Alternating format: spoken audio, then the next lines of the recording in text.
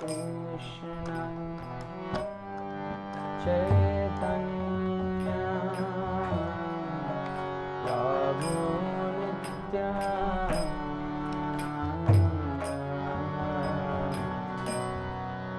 Shri Advaita Gadadhara Shivasadi Gauranga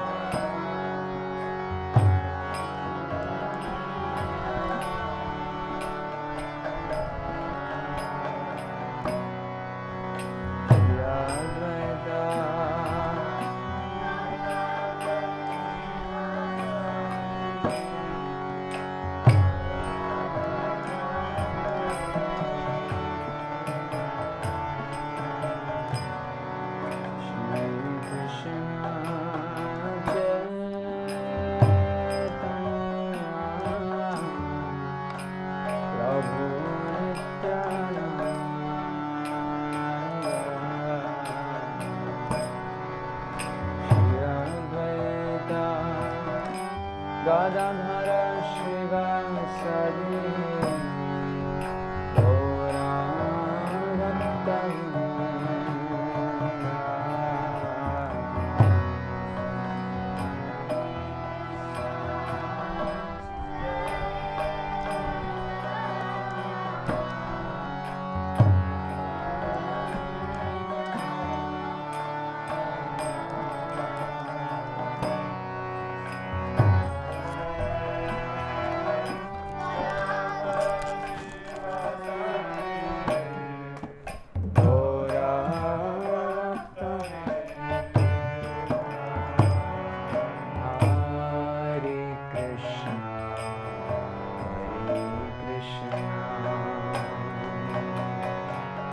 Krishna Krishna Hare Hare Hare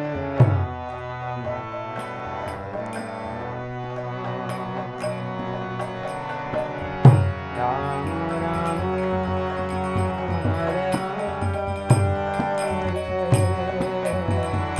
Hare Krishna Krishna Krishna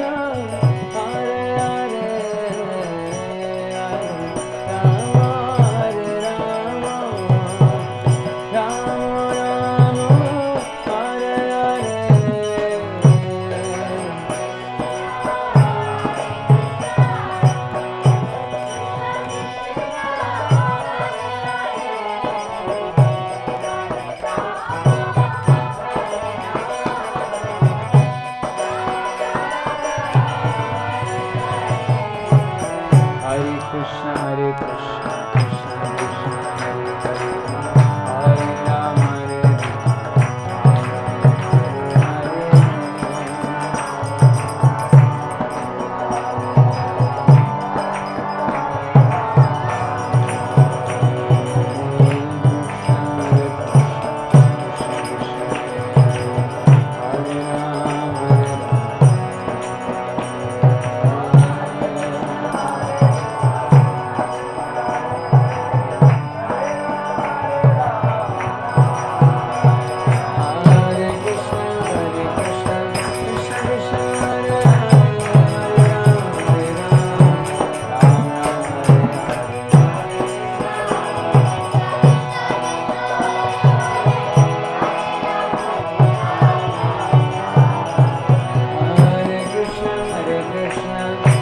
Krishna Hare Hare Hare Rama Hare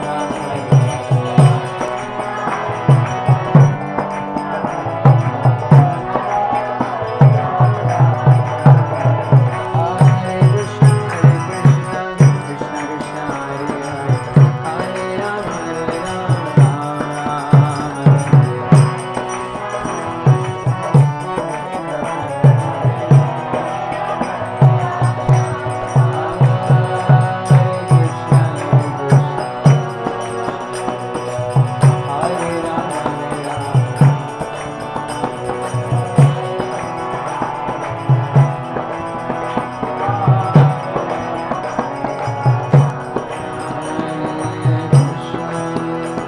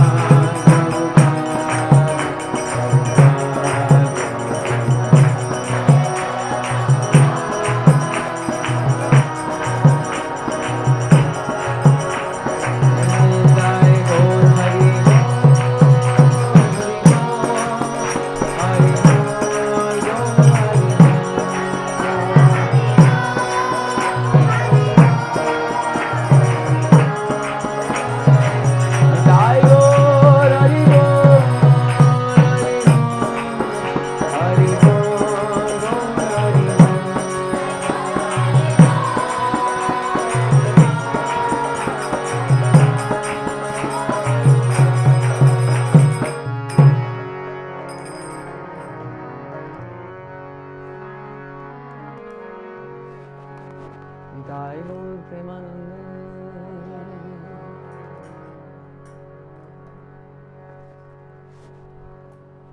So, Prabhupada has said that to love God, you have to know God.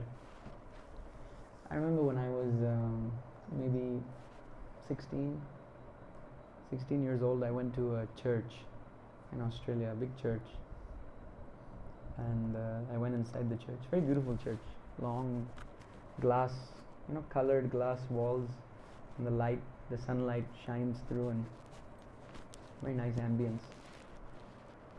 And I went there, and there was a pope or father or whatever. I don't know what they're called. With the robes standing there. And when I asked him, who is God? And he said, God is your Father, the Almighty, supplier of everything.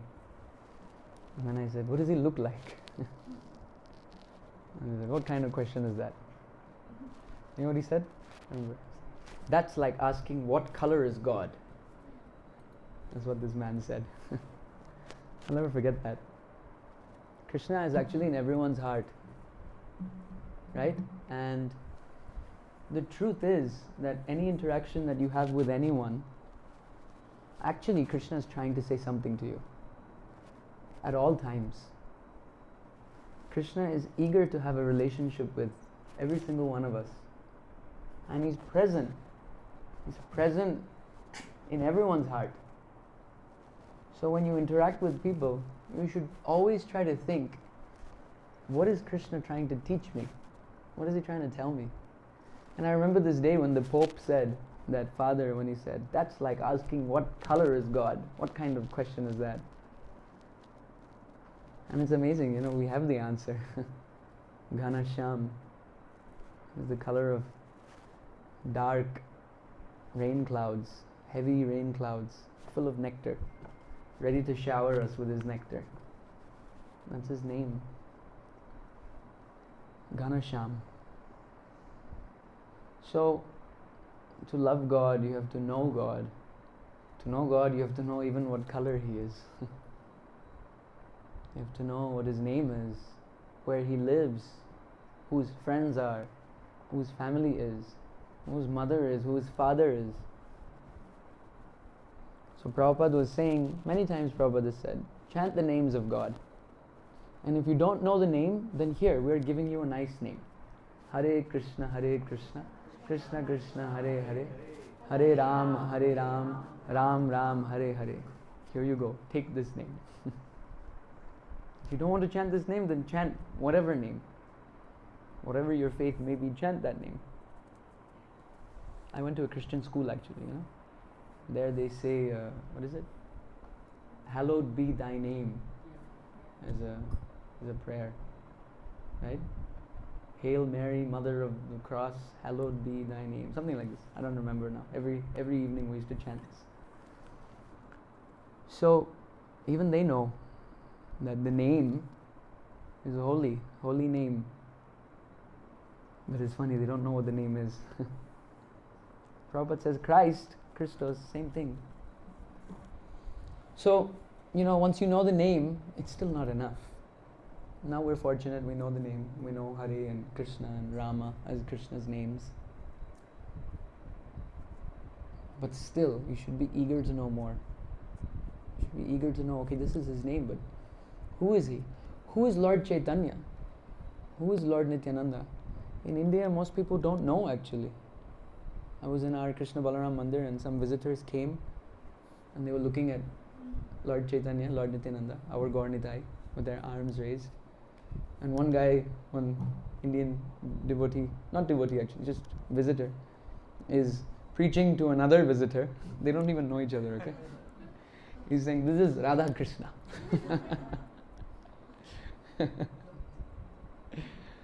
Actually, he's right also, right? Lord Chaitanya is Radha and Krishna. But they don't know.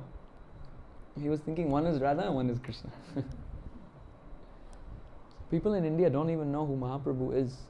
Lord Chaitanya is Kaliyuga avatar. Kaliyuga is like this. It's the darkest age. Why it's the darkest age? Because people in Kaliyuga don't even know who Kaliyuga avatar is. So we have to first know who He is, realize Him in your heart, and then speak about Him. Simply speaking about, now I'm not even speaking about Him, right? I'm just speaking about Him. And even that is satisfying to hear. This is the nature of Krishna. Imagine once you actually start speaking about him. His names, his forms, his qualities, his pastimes. So many unlimited pastimes Lord Chaitanya has done. In Jagannath Puri, how he interacted with his devotees. In Navadvip, how he interacted with the devotees. Nityananda Prabhu, how he interacted with the devotees. Actually, everyone is looking for a relationship. Everyone is looking to be satisfied in a satisfying relationship. And relationships of this world, in the beginning, they're nice. When you have a new friend, when you have a new lover, it's very relishable. There's lots of rasa. But it's like a sponge. Once you squeeze it, it finishes. And once it finishes, then you start becoming frustrated. You start becoming restless. That same person that you were enjoying so much in that person's company, you start getting frustrated with the way they are. Same things that used to make you happy now make you upset. That's the nature of this material world. Because I went to Calcutta, and there is Bagh Bazaar Gaudiya Math. It's the first Gaudiya Math that Bhaktisiddhanta Saraswati Thakur opened. There's a nice story actually regarding how that happened. Bhaktivinoda Thakur, you know Bhaktivinoda Thakur, you all know him, right? Bhaktivinoda Thakur has predicted that Russians and Prussians and all these French and Americans and everyone will together chant Jai Sachinandan, Jai Sachinandan, Jai Sachinandan Gaura Hari. And he said there will be a Adbhut temple that will shine, and all these people from all over the world will come and chant the names of Lord Chaitanya. He made like this prediction.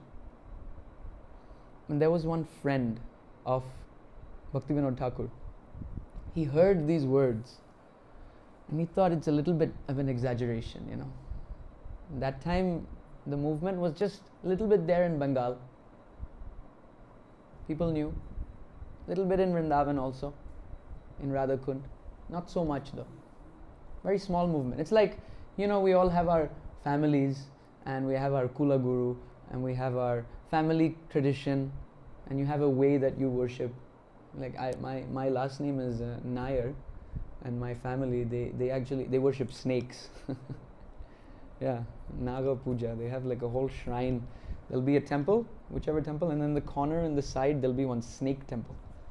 So they worship snakes. So one small caste, one small section, they worship in this manner.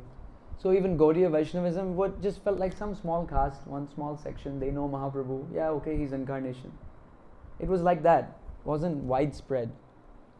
Bhaktivinoda Thakur is saying everyone will chant Jai Sachinandan. So this devotee had a little doubt in these words. And I don't know how these words will come true. Anyway, Bhaktivinoda Thakur has said, he is Thakur. So let's see. And he asked him one time, how is this going to happen? And Bhaktivinoda Thakur said, you see my son, Bimal Prasad, he will do it. He actually said like this, he will do it. And then this devotee became very inspired. Wow, okay, something is going to happen. Something wonderful is going to happen. And he waited. He was watching Bimal Prasad growing, and he thought, yes, this is a very young, bright boy, very intelligent. And in his early teens, he discovered a few stars in the sky. He found stars named after something. I don't remember the name. And he was a great scholar. He would defeat everyone, wherever he went. Siddhanta Saraswati. He got this title at a very young age because he was such a good, bright, scholarly personality. And then suddenly, he just disappeared. He just vanished. No one knew where he was. And this devotee was thinking, like, what happened to him, Such a bright boy, and where is he? No information about him anymore. He went asking around, where is this person? Finally, he found some news that in Navadvip. He may be in Navadvip. So he went to Navadvip and he started searching for him in Navadvip. Does anyone know Bimal Prasad? Bimal Prasad. He was describing him, giving descriptions. This person, son of Bhaktivinoda Thakur. And one man, somehow he said, yes, I know one person. But he's a madman. We see him, he has long beard, long nails, and we see him floating in the Ganga for hours and hours and hours. Sometimes we see him running around here and there, and he uses only one lota for everything. For eating, for drinking, for cooking, for even passing stool, same, one lota. So he matches your description, but he's a madman. I'm just telling you now. And he was like, no, please take me to this person. And he said, you go on the bank of Ganga, maybe you'll see him, floating. And he went and he was there, floating in the Ganga like that. He was thinking, okay, wow, here he is. He called him, waited for him after his floating session. He came over, and then he said, you are Bimal Prasad. You are the son of Bhaktivinoda Thakur. Bhaktivinoda Thakur has said that you are going to establish Gaudiya Math. That you are going to organize Lord Chaitanya's movement and it will spread far and wide throughout India and then throughout the whole world. What are you doing here? And Bhaktisiddhanta Saraswati Thakur Prabhupada, he looked at him and he said, can't you see the Panchatattva over here? Can't you see them chanting and dancing and preaching the movement? You want me to jump over their heads and preach while they're already preaching? How dare you? And he took his lota and started running behind him. So this devotee, he became even more bewildered, And he thought, forget it. I can never understand Vaishnavera Kriya Mudra. I can never understand the activities of a Vaishnava. I cannot understand the words of Bhaktivinoda Thakur. I'm going back to Calcutta. I'll give up this idea. Maybe something, someday. But again and again, this used to disturb this person, again and again, And one day, early in the morning, 4 o'clock in the morning, someone knocked on his door. And he was thinking about this for many years. And when he opened the door, he saw a shaved-headed, saffron-robed, looking like a lion with a big danda. And he says, my name is Bhaktisiddhanta Saraswati. And I'm here to establish the Gaudiya Math. Get a pen and paper, and we have to establish. Suddenly he just appeared out of nowhere, So the first Gaudiya Math that they opened was in Calcutta. It's called Bagh Bazaar Gaudiya Math. It's important to go. It's historical for us ISKCON devotees. It's very, very historical. That is the beginning of this whole preaching movement. So I was over there and I saw one sign, one big board they have. Okay? And it's a quote from Bhaktivinoda Thakur. It says in Bengali, it's written in Bengali, nice, thick, bold. Jeev kakhan jeever bhokta nai. One jiva can never satisfy another jiva. Only Krishna can satisfy all jivas. All jivas are bhoga. We offer bhoga to Krishna. We're all bhoga for Krishna to eat us up. And the problem in this material world is every jiva is trying to enjoy another jiva. But the jiva is so limited. It's one spark, insignificant. So when you enjoy another jiva, the rasa finishes very fast. But when you have a relationship with Krishna, He's unlimited. When you come in contact with Him, that relationship, it never finishes. It's amazing, it's like, it's been like 15 years, I'm hearing the same Bhagavad Gita, I'm hearing the same Bhagavatam, I'm chanting the same mantra, and it's just becoming better and better and better and better. How is this possible? Any material subject matter, it's just not possible. It comes to an end after a certain point. But you go on learning about Krishna and you find out more and more details about him. Like just yesterday I heard that Krishna spoke the Bhagavad Gita to Arjuna, right? And what was the end? Sarva dharman parityagya mamekam sharanam vraja aham tvam sarva papebhyo mokshishyami ma suchaha, right? Just surrender, just give up everything and surrender unto me. I'll take care of you, don't worry. This was the end, near the end, almost practically the end of Bhagavad Gita. Okay? Now, it's not actually the end. Yeah. But even after that is not the end.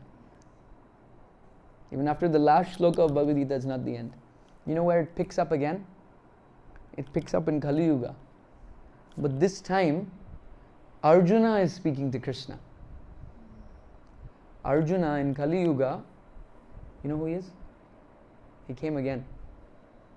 Do you remember? Does anyone remember who Arjuna is in Kaliyuga? Ramananda Rai.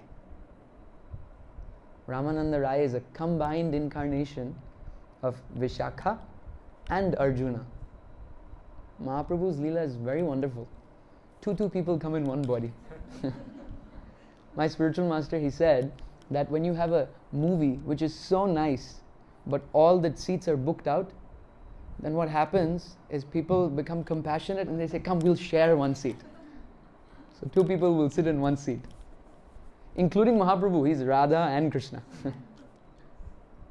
And all of them are like two people. Come share one body, and experience. Come experience this. You don't want to miss out. No problem. No body, you will be in one body. So Arjuna and Vishakha. And when Mahaprabhu meets Ramananda Rai, after he was in Jagannath Puri, he traveled to South India. And when he went to the river Godavari, there he met, on the bank, he met Ramananda Rai. And when they saw each other, they became so blissful, both of them. Why? Because it's Radharani and Vishakha meeting. They were both born on the same day. So Radhashtami is also Vishakashtami. So we should remember her also. On Radhashtami, don't forget her.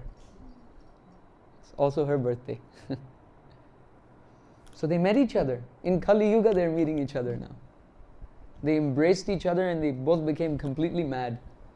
There were brahmanas, high-class brahmanas, that were watching this and they were thinking, how can this sannyasi embrace this Shudra? Ramananda Rai was a Shudra who was a government worker, low class. They were thinking, how can this Brahmin sannyasi, this Mishra, Vishwambar Mishra, that's his name, right? Mahaprabhu's name. How can he embrace this person? We cannot understand. There Prabhupada says that doesn't matter what the caste or creed is. Devotional service is available for everyone. There is no bar. And Mahaprabhu didn't just want to embrace him, he wanted to hear from him. No, you know Krishna. I know you know who Krishna is. So you please tell me. Please tell me. And there the Bhagavad Gita starts again. It does. And what does he speak? Now Arjuna is speaking to Krishna. Now Ramananda Rai is teaching Krishna what he learned on the battlefield of Kurukshetra. And what is Mahaprabhu asking? Mahaprabhu is asking, tell me, what is the essence of life? What is the perfection of life? You please tell me. What does he say first? He says, following your dharma. Just like Bhagavad Gita, no? Follow your dharma. What varna you're in, what ashram you're in, follow those things. And Prabhupada writes in the purport that as long as we are in this material world, as long as we possess material bodies, we should follow our dharma. The son's responsibility to the parents responsibility to the kids, the husband's responsibility to the wife, so on and so forth. Whatever they may be, you must follow them. Externally. And that's what Mahaprabhu said. This is external. Okay, very good, but this is external. This is outside thing. Tell me more. Tell me more, I want to hear more. And then he says, yes, offering all of your results to the Lord. Same Bhagavad Gita only. He even quotes Bhagavad Gita verses. Offering all of your activities, whatever you're doing, whatever you're working, whatever you're doing, offering those things to Krishna. That's what we're doing, right? As a grihastha, that's your business. You do your work, you do your duty, but the result should go to Krishna. It should be for Krishna's pleasure. But this is also outside. He says, okay, this is also outside. Bahai. Tell me more. Tell me more. And then, what does Arjuna say? Ramananda, right? He says, Sarva dharman parityagya. Mam ekam sharanam vraja. Aham tvam sarva bhapebhyo mokshishyami ma sucha. And Mahaprabhu says, this is also Bahai. Where Bhagavad Gita ended, Krishna himself speaking, now that same Krishna is rejecting this. He's saying, no, this is not good enough. This is also external. Why? You're just renouncing this world. Renouncing of this world is not enough.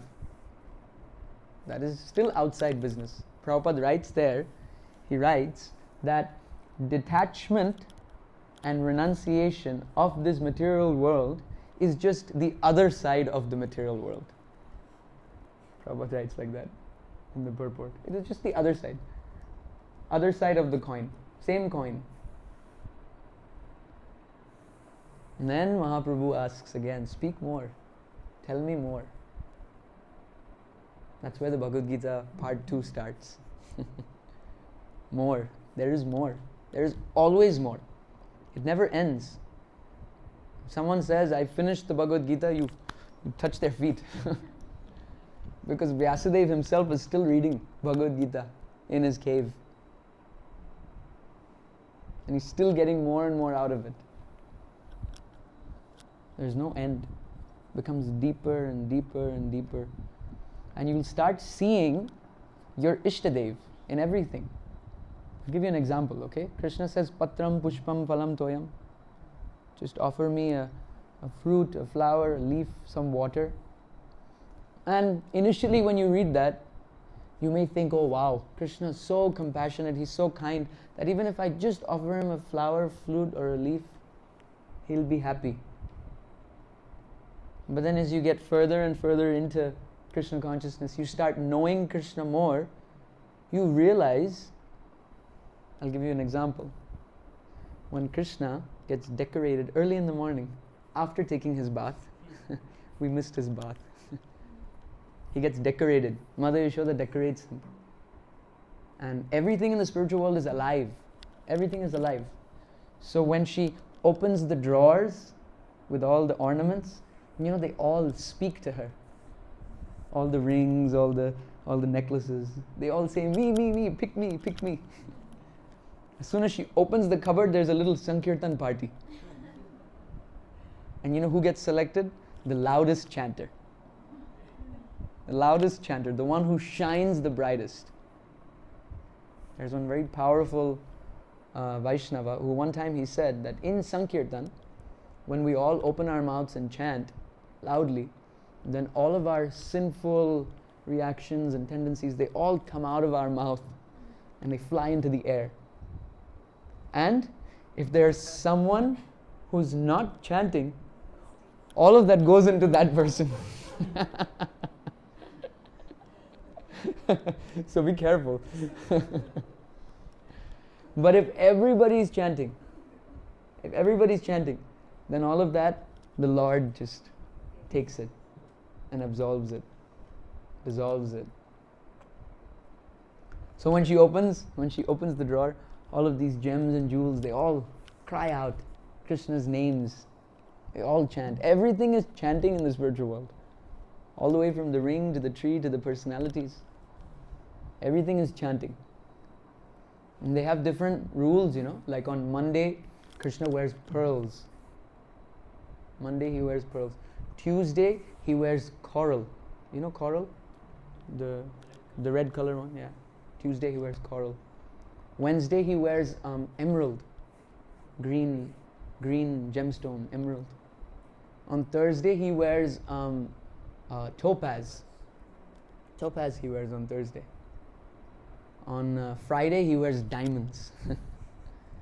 Diamond day. And on Saturday he wears sapphire, blue gemstone. And on Sunday he wears rubies. Why is that? Because it's actually because of the planets. Funnily enough, there are two devotees in the spiritual world. They're sisters. One is called Tantriki and one is called Mantriki. They're both astrologers, and they do astrology, and they decide what ring on what finger Radharani will wear today and tomorrow and day after, so that the planets will bless them. So funny, no? What are the planets? They're nothing. But this is how the spiritual world functions on this base, this illusion, Mahamaya, Yoga Maya. So like that, Mother Yashoda, she dresses Krishna in a very beautiful way, with golden ornaments, bedecked with jewels, big crown, very, very beautiful. And she does it so carefully and so lovingly that all of Krishna's friends are waiting outside. And they're saying, "What are you doing, Krishna? Why are you so late? Chalo, we have to go." Slightly they're teasing him. And Krishna's telling his mother, like, "Hurry up, I want to go, I want to go and play. Why are you just decorating me so much?"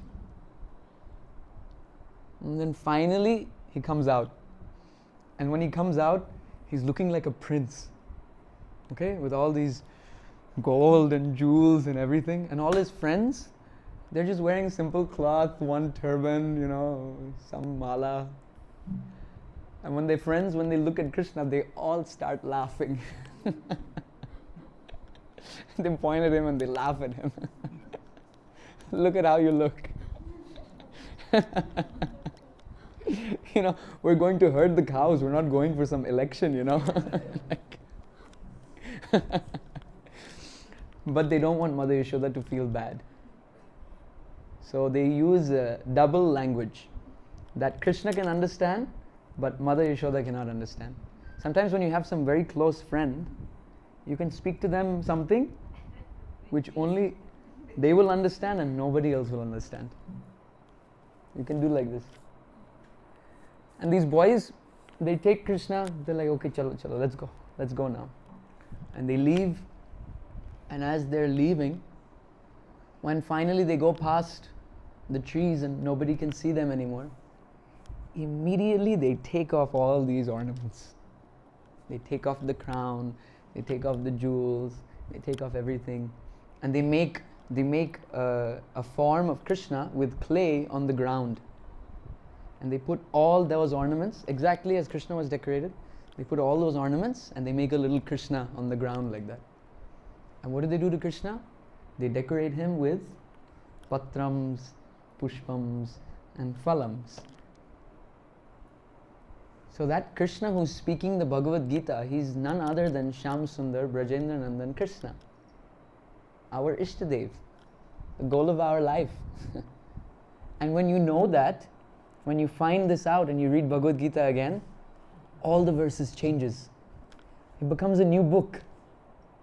It becomes a completely different book. And then the more you know Krishna, the more the book changes. This is the power of this personality, the supreme personality of Godhead.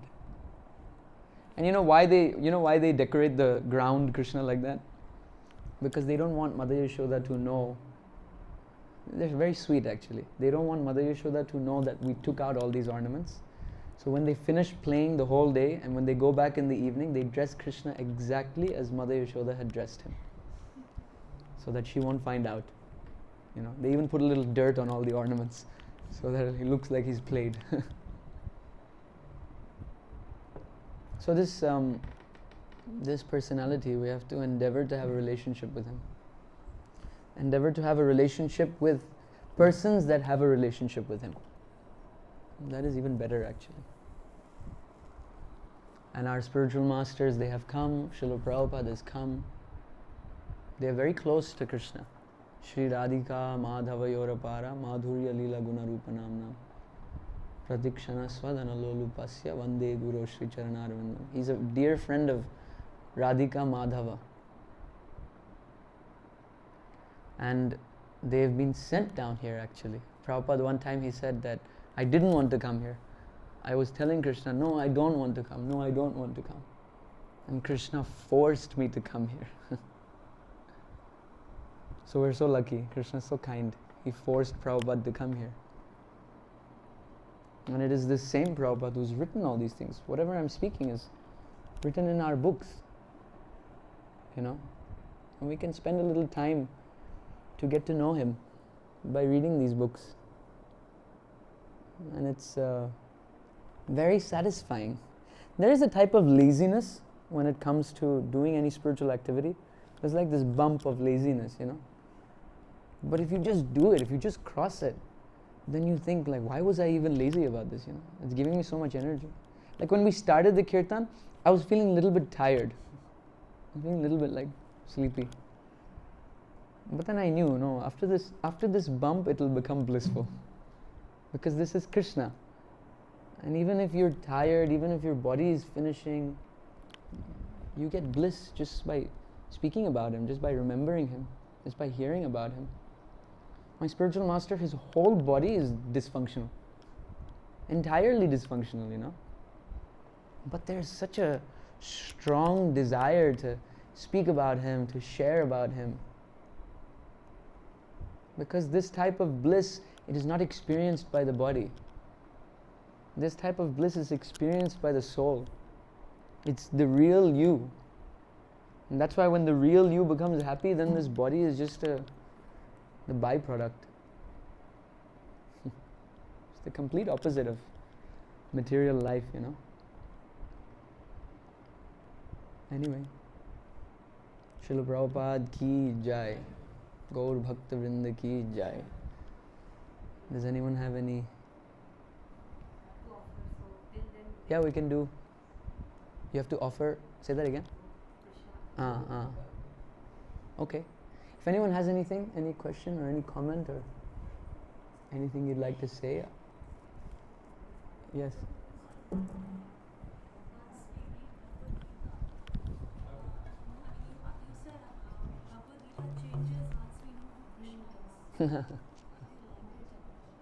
Yeah, so it gets, Krishna's absolute. He's infinite. He's not finite. So when he says something, even his words are absolute. Even his words are infinite. They have no end to it. In fact, even the words of my spiritual master, our spiritual masters, they're also like that. I remember one time I asked my guru, I asked him that Nitai is Balaram. And Balaram has no relationship with Radharani. But why Narottam Das Thakur is saying, Hino Nitai Bine Bhai Radha Krishna Paite Nai? Why can't you get Radha and Krishna? Why is it that you get Radha and Krishna by when you get Nitai? I asked this question. And he answered me in just a few words. He said, by Nitai's mercy, you get Mahaprabhu's mercy, and by Mahaprabhu's mercy, you get Radha and Krishna. And I was so dissatisfied with this answer. I was thinking, I already know this. This is like common sense. I wanted some juicy answer, you know, I wanted something like special. But I remember this happened. It was on a Zoom interaction, right? Maybe 2020. And then that whole year, I meditated on these words. And the words of a pure devotee, even though they may seem simple, they're actually infused with unlimited spiritual Shakti. And I'm just sharing one experience that I had. There was a devotee, we were in Ayendra Prabhu's room, and this devotee was singing Nitai Pada Kamala, Koti Chandra Sushitara, this whole song he was singing. And as he was singing this song, he reached this line, Nitai Charana Satya, Tahara Sevaka Nitya. Nitai's lotus feet is Satya, it is reality. And your servant, Nitai's servant, is an eternal principle. And just when he read this line, it kind of really, I don't know, somehow I remembered these words of my spiritual master. By Nitai's mercy, you get Mahaprabhu's mercy, and by Mahaprabhu's mercy, you get Radha and Krishna. And I was thinking of our Prabhupada. Our Prabhupada is Nitai's mercy. And you know what the proof of that is? I have proof for that. Because Prabhupada, no other Acharya has ever done this before. Prabhupada installed himself on the altar of the Krishna Balaram Mandir at the feet of Nitai. You know, there was one South Indian Brahmin who came for the temple opening, and he saw this. There's actually a video where Prabhupada is installing himself. He's like bathing, you have to bathe the deities. So he's bathing himself. And this South Indian Brahmin, he told Prabhupada that, why are you doing this? If you do this, then not just for now, but as long as this temple is here, you'll be continuously taking people's karma. Continuously you'll be taking people's karma.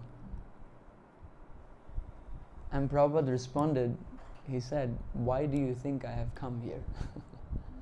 That's what Prabhupada said. He installed himself on Gaur Nitai's altar at the feet of Nitai. And I understood, this is Nitai's mercy. This is how you get. And also his nature is so much like Nitai.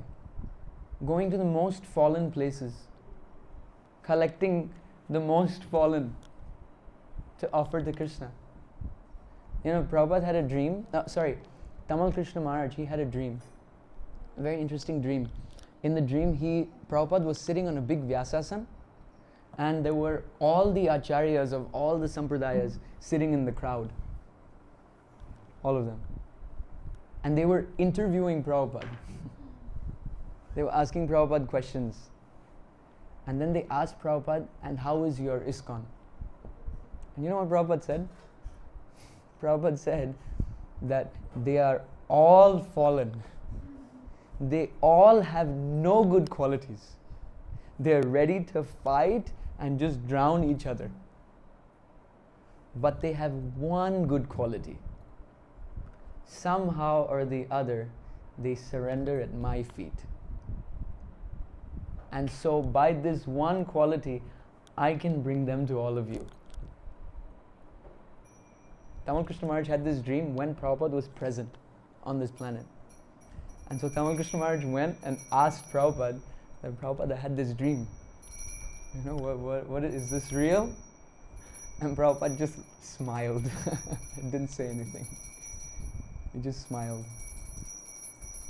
Heno Nitai bine bhai, Radha Krishna paite nai.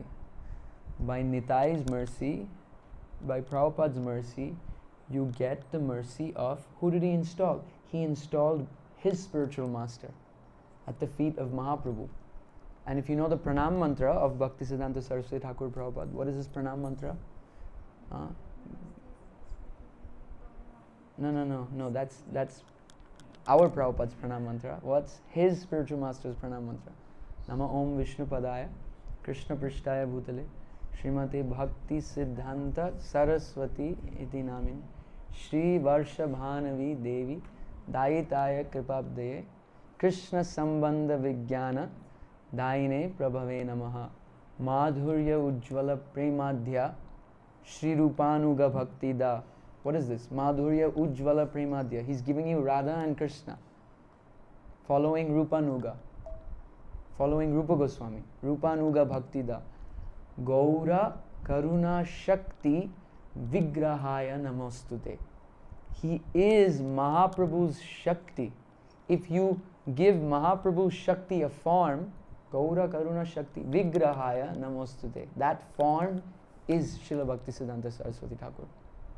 Namaste Gaura Vani Shri Murtaye Dinatarine. If you take Gaura's Vani, which is what Prabhupada is preaching, Namaste Gaura Vani, Namaste Saraswati Devi, Gaura Vani Pracharine. So, in Bhaktisiddhanta Saraswati Thakur's pranam mantra, it's Namaste Gaura Vani Shri Murtaye Dinatarine. If you take Gaura's Vani, Gaura's words, and you give that a form, give it a murti, that murti is Srila Bhaktisiddhanta Saraswati Thakur Prabhupada. Namaste Gaura Vani Shri Murtaye Dinatarine. Rupa Nuga Viruddhapa Siddhanta Dvanta Harine. He's come to cut all other ideas of pseudo-religion. And he's come to establish real religion. Rupa Nuga Bhakti. And all of these realizations that I was experiencing within the kirtan of this devotee was simply because of those words of my spiritual master. And I understood that this is the depth of absolute. And it hasn't ended yet. Those words are still reverberating and revealing more and more and more. So Krishna is unlimited. You can know him unlimitedly. And the more you know him, then the more his words also unlimitedly sprout with newer and newer meanings. They become alive. It's not just some words. These words are him. Absolute. So anything related to him is as good as him. His words, his form, his name, his qualities, his pastimes, they are all the same as him. And this is what the soul is searching for, you know. It's searching for this. And the material illusion is the opposite. Right now we saw at least like 1,000 posters of the new iPhone on the way here from the airport, literally. And the new iPhone is a brahmachari. He's orange, right? I saw a video on that. You saw it, right? So they put a 60 seconds timer. Huh. They say that there is no change from 4 years. Let us do a change. So they said that we should add one more camera. They said no, it will be expensive. Then they said that we should widen the Yeah, just make it wide. torch, Yeah. like wide. And then they said that I want to make the phone more expensive. So from 1.3 lakhs, they said 1.5 lakhs. Then they said which party Modi is. So they said it's in BJP. So they said Make it yellow, make it orange. That lotus color is orange. So they said do it orange. Exactly, brahmachari. India. No, All the brahmacharis will have to come. all the brahmacharis you watch, they'll get it, you know, 100%. They'll get this one. Oh. The orange phone. So Prabhuji, you mentioned that, of course, Arjun his quality was also that he approached Krishna. Dhritarashtra was obviously not interested. Yeah. And Duryodhan did not approach Krishna. He didn't believe that God exists. So that was his first quality. And then surrender was the message at that level. Yeah. And then of course, but Krishna has a own sankalpa too, right? So Yeah. offering of love, the whole. Yeah. One very important thing to remember also is Bhakto Sime Sakha Cheti. He is also a friend. You also have to be Krishna's friend. That is why Arjuna got this special mercy. Because he was Krishna's friend. You know, and being Krishna's friend means Krishna will share with you a little bit more about himself. You know, friends will open their heart to each other. So we need to have this friendly approach to chanting Hare Krishna. So that's what we were talking about in the park, was like you become friends when you know what pleases your friend. Yeah. What displeases your friend. Yeah. Small detail. Yes. Yes. And those details become more and more dynamic, more and more dynamic, more and more, you know. Within one field you can lose yourself. Just dressing the deities. Just within that one service, you can completely lose yourself. You know. Just singing one type of tune, you can actually lose yourself in that. If you understand how much nectar is in this. Rupa Goswami says, I do not know how much nectar these two syllables Krishna has produced. And now I desire billions of tongues and billions of ears so that I will be able to relish this. So even in chapter 1, there is, not forgetting the verse, but the hidden meaning of that verse really is that how do you make a friend? Krishna is a friend.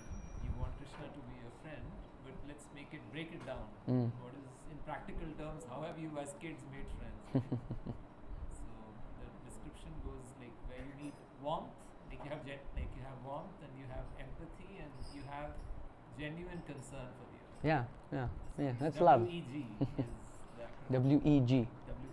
WEG. Warmth, empathy and genuineness. Yeah, So we in need a way these things. It's very practical. You're just in the first chapter and you get this. If someone can explain, it's very different text, like you're saying. Yeah. Prabhuji, you are saying that if somebody is conveying you something, giving you the message something, it is Krishna's message or Krishna's guidance. Always, yes. So we should consider that only the devotees or the No, everyone. Every interaction you ever have in the entire life that you have existed for. Yes, it's true. Even when it is negative, sometimes, like our Ayana Prabhu has said, sometimes you'll see a devotee doing something wrong, right? Sometimes that may happen. And Ayana Prabhu used to say that this is your guru. He has come to tell you what not to do. So this is actually your guru. You should pay obeisances to this person. So even outside, many things. Like I remember when I first got introduced to this Krishna consciousness and I got a little interested, I went to school and there was one teacher. Her name was Miss Antonio Cello, Italian lady, right? Miss A. She was very sharp and she observed that my nature was changing, my behavior was changing. And when she would drive home, she would see me walking to school with something, my hand is in something. She noticed, and she noticed these beads, and she knew something is going on with this boy, Christian lady, Christian school, right? So she called me to her office. She told me, what's happening? Why are you losing interest in all this education? You were such a bright, nice student, now you're not even coming for your classes anymore. And I was hiding, I didn't want to share with people. I was a little embarrassed, because it's not like young teenager. I don't want to tell anyone that I'm doing this. I used to chant only when I walked home and my beads were in my bag, hidden. And then I told her, no, there's nothing. I'm just, tired, whatever. I gave some excuse. And then she looks at me and she says, are you becoming a Hare Krishna? And I was like shocked and a little bit afraid of what she's going to say next, because it's a Christian school, I don't know what she's going to say. And then she tells me, she looks me right in the eye and she tells me, if you follow this with your whole heart, your material life will follow like a shadow. She told me like this. Meat-eating Christian lady, Karmi. Right? How does she know? Like she's in that faith. She has faith in God. And she trusts, she trusts the process. So I immediately knew this is Krishna speaking. This is Krishna speaking. Actually, I didn't know that time. But now I look back. And that's what happens as you advance in Krishna consciousness. You'll see that all your interactions that you've had with anyone, Krishna has always been there. I really like this one story that Sachinandan Maharaj always says. He says that there was a man who didn't know what gold looks like. And so he was directed to climb a set of stairs, go up, and when you reach the top, you will find a piece of gold. And then you will know, oh, this is gold. So this man thought, okay, he starts climbing the stairs, long spiral of stairs, going up, very high, and very nice stairs. And he even thought, these stairs are very beautiful. And he goes up, he sees the piece of gold, and he picks it up and he says, I've seen this before. He turns around and he sees the whole staircase was made of gold. Krishna consciousness is like this. Actually, Krishna never leaves us. He's always with us. The spirit soul is eternally dancing in prema. There are coverings right now which are not allowing that reality to shine through. But when the coverings come out, then you see, wow, Krishna was there the whole time. Through my worst moments, through my best moments, he was always there. There was never a moment. And you'll see your interactions with people, even outside, your workplace, whatever. He was always there trying to grab your attention. That consciousness will come. It will come. Prabhuji, you just said now the covering is there. At certain point, there are certain hurdles and obstacles. We can think that these are due to our past activities. है ना, जो covering है, take some time to clear it and everything, है ना? Not in one shot and not in No. one birth. No, maybe not, yeah. But that's okay. From Krishna's perspective, time doesn't even exist. You know? So from Krishna's perspective, everyone is a pure devotee.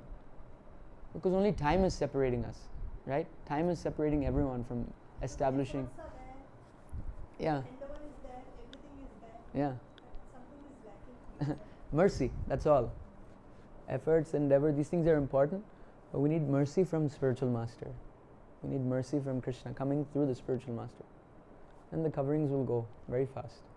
They'll go very fast. Krishna wants to enjoy us fully. We're putting all these blocks in between, you know.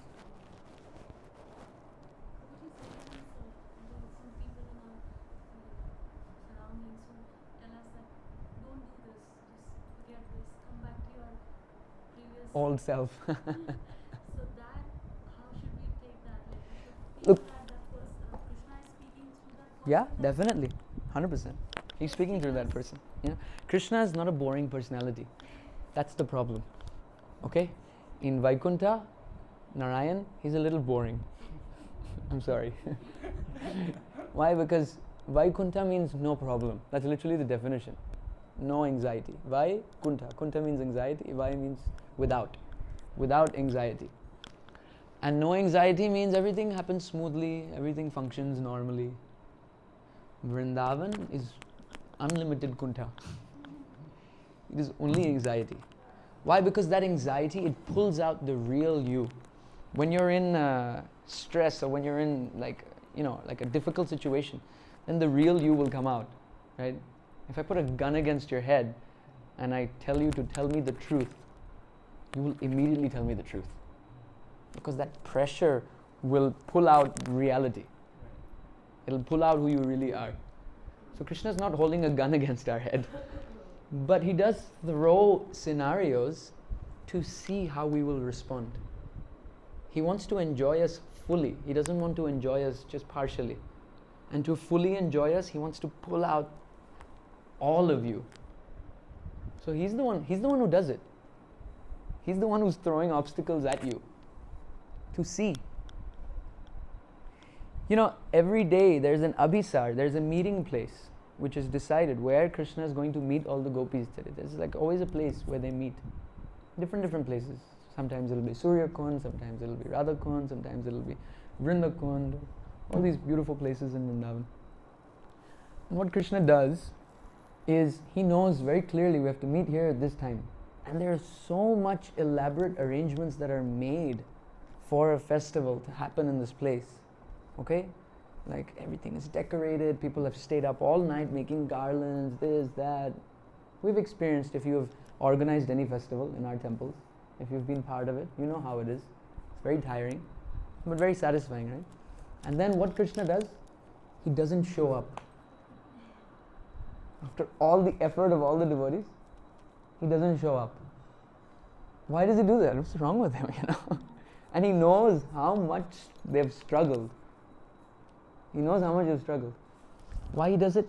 He wants to see how unalloyed is the devotion really.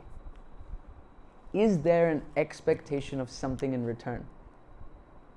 So he does come, but he hides to observe how they will react. How will Radharani and her gang react if after all this hard work I don't even show up? And you know how they react? They chant Ashlishya va padaratam pinashtumam Adarshanan marmahatam karotu va Yatha tatha va vidadhatu lampata mat prananathastu saivanapara. That Krishna, you can do anything. You can accept us or you can reject us. If you are happy, we are happy. If after knowing how much we did for you, you still don't come, and if you get happiness from that, then we are happy. And when Krishna sees them respond in this way, he's finished. He's thinking, I really cannot defeat them. However hard I try, their love for me just goes on increasing. I cannot do anything to defeat them. And in this way, Krishna actually preaches his own glory. Because if he doesn't give trouble to the devotee, then the devotee can never display who he really is. And others will never really see what real devotion is. Prabhupada suffering heart attacks, we always quote that. But we quote that to show how glorious our Prabhupada is. He got heart attacks and still he went. So Krishna gave him those heart attacks so that we can appreciate what bhakti really is. And that is who Krishna is. He's very twisted. Literally. You know. Science can never describe that. How can a person survive with two heart attacks, one after the other? Exactly. So he glorifies, the devotee glorifies bhakti in this way. And Krishna gives us an opportunity. So when he gives you an opportunity, you should remember that. Wow, I am facing this difficulty right now because Krishna wants to give me a chance to glorify bhakti. That no, despite this obstacle coming, I'm still going to do it. It's actually very beautiful, you know. This relationship with Krishna is very beautiful. So in a way, Kunti Maharani, Draupadi, all the devotees, they worship the prema that they have for Krishna, in some sense. Yeah. Any circumstance. Bhakti, Bhagavan and Bhakta. Yeah. These three things. Who's the greatest? Bhakti is the greatest. Bhakti is greater than Bhagavan. These three subject matters are there. Bhakti, Bhagavan and Krishna. Bhaktivinoda Thakur translates Bhakti as the exchange of rasa between Bhagavan and Bhakta. Kunti Maharani also says that, if I don't have these struggles, then I will be in ignorance. I will forget it. So it's all good. Yeah. Yeah. So that's the link that. It's just perception, Mataji. It's just when your perception changes, everything becomes auspicious. Everything becomes glorious. Because you understand, Krishna is the supreme controller. So what is the problem? I like when they made that movie, right, with Narsimhadev. And the whole movie, I liked that one scene when they were about to push him off the cliff. And they're asking, what if Krishna doesn't save you? Huh? What then? And he's like, so what? No problem. That was the best. So what? If he doesn't save me, okay.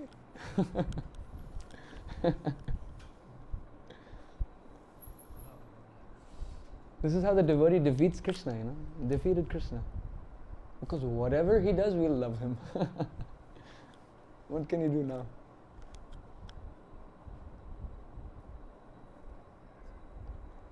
Jai. Srila Prabhupada ki jai. Jai, jai, jai. Pavan Nitai. That one.